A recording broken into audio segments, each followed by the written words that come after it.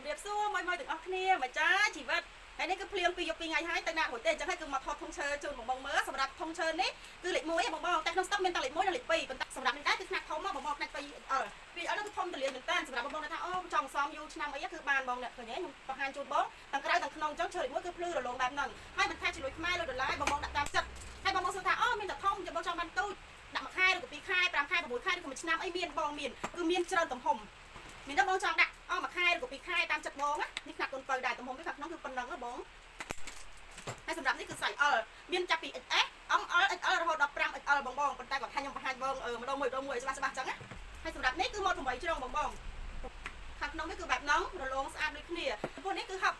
ម៉ូតហឹបនេះក៏ដូចគ្នាដែរបងមានទូចមានធំដូចគ្នាចំពោះហឹបនេះគឺ size 2XL ធំទូលាយ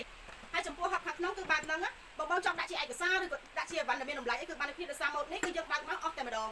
វាទលាយខាងលើអញ្ចឹងយើងបងងាយស្រួលដាក់អ្វីដែលបងគាត់ថាអូឯកសារសំខាន់ប្លង់ដីប្លង់ផ្ទះប្លង់អីបងអាចដាក់ក្នុងនេះបានហើយបើសួរថាមានទូចមានធំអត់មានគ្រប់ម៉ូតគ្រប់ទំហំគឺមានទូចមានធំដូចគ្នាមាន size ទូចជាងនេះហើយក៏មាន size ធំជាងនេះទៀតដែរបងប៉ុន្តែគាត់ថាខ្ញុំបង្ហាញបងម្ដងមួយដើម្បីច្បាស់សម្រាប់មានទូចមានធំមានតាមតម្រូវការបងងាយស្រួលជ្រើសរើសហើយធានាជូនបងថាសាច់ឈើខាងខ្ញុំមិនថាជាលុយខ្មែរឬក៏លុយដុល្លារទេបងដាក់ទៅគឺដាក់តាមចិត្តគឺអត់ខុសលុយអត់ស៊ីលុយបងទេបងចង់ដាក់មួយឆ្នាំក៏បានដែរហើយសម្រាប់ការសន្សំលុយក៏ដូចគ្នាបងទំហំដាក់លុយខាងខ្ញុំគឺវែងល្អហើយសម្រាប់ការដាក់លុយបងអាចដាក់លុយត្រង់បានគឺមកបងមើលចិត្តបងអាចដាក់លុយត្រង់បែបនេះបានដោយមិនចាំបាច់បត់លុយឬក៏មូលលុយទេបងអាចដាក់ត្រង់ចូលអញ្ចឹងបានហើយមិនថា5ឆ្នាំឬក៏10ឆ្នាំទេពេលដែលបងត្រូវការលុយបងបើកយកមក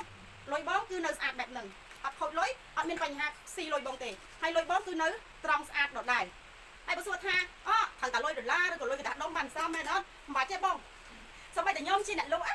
ខ្ញុំសំតាំងពី50000 10500ឬក៏កណ្ដាស់1000ហ្នឹងឲ្យតែបងគិតថាចង់សន្សំមួយថ្ងៃបងដាក់តែ1000ឬក៏2000ណាយូរថ្ងៃទៅគង់តែសល់ច្រើនដូចគ្នាទេចាំបងគិតថាមួយថ្ងៃយើងសំតែ1000ឬក៏2000ចុះ100ថ្ងៃចុះ10000ថ្ងៃយើងដាក់